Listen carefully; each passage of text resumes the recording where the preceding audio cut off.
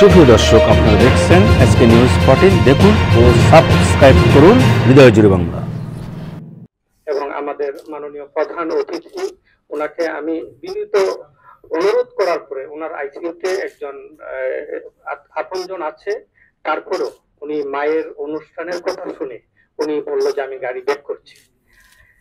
ওনাকে আমরা দোয়া করি, ওনার এই মনটা, যে উনি যে আগ্রহ নিয়ে মায়ের কথা শুনে আসছে, আর মায়ের কথা শুনে যে চোখের পানি, সেই চোখের পানিটা কত যে গুরুত্বপূর্ণ।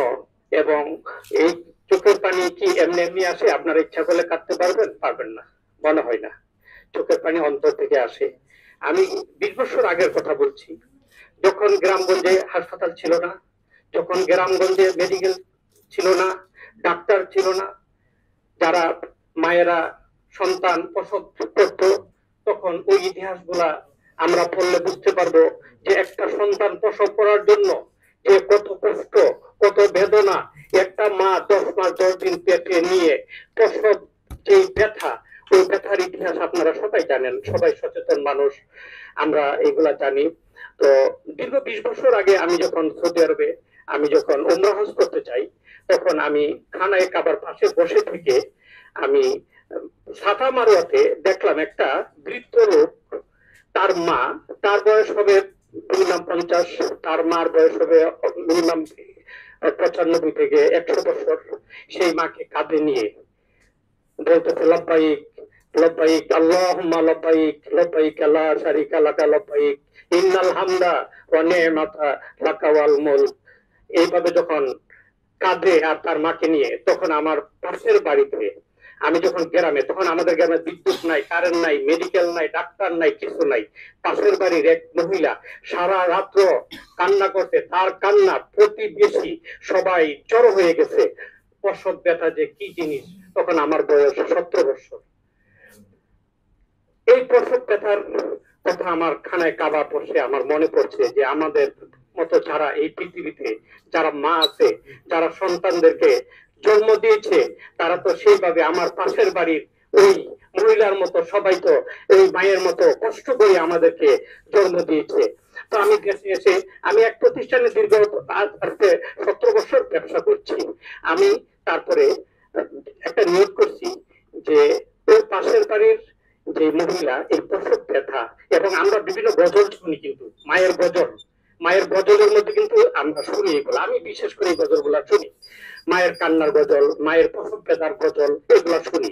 যেহেতু আমাদের মাননীয় প্রধান অতিথি আজকে, এই জন্যই আমার মনে হয় কান্না করে দিচ্ছে, ওনার চোখের পানি আরেকজন, আমাদের আরো কয়েকজন কান্না করছে এখানে।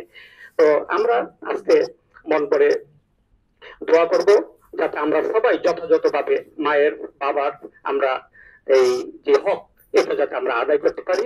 আল্লাহ যাতে আমাদের এই মা বাবার হক আদায় করতে পারি, এই জন্য আল্লাহ যাতে আমাদেরকে তৌফিক দেয়, সবাই বলেন আল্লাহুম্মা আমিন।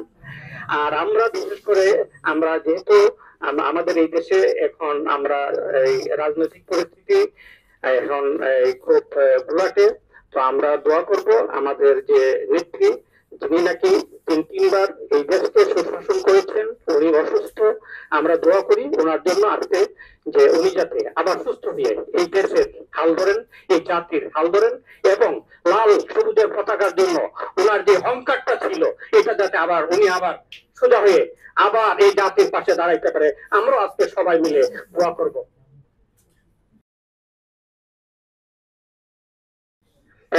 এবং আমরা আমাদের যে প্রধান উপদেষ্টা, ওনার জন্য দোয়া করব, এবং জুলাই মাসে যারা আহত, তাদের জন্য সুস্থতার জন্য দোয়া করব, যারা শহীদ হয়ে গেছে তাদের জন্য আমরা দোয়া করব, সবাই সবার জন্য দোয়া করব।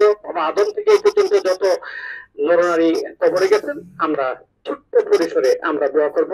আর বিশেষ করে আমার এক প্রিয় নেতা ইদ্রিস মির্জা ভাই, ওনার জন্য সবাই দোয়া করবেন। আমাদের মাননীয় প্রধান অতিথি, উনি যে আজকে এত আগ্রহ করে আসছেন, মূল্যবান সময় নষ্ট করছে, ওনার জন্য সবাই একবার বলেন আল্লাহুম্মা আমিন।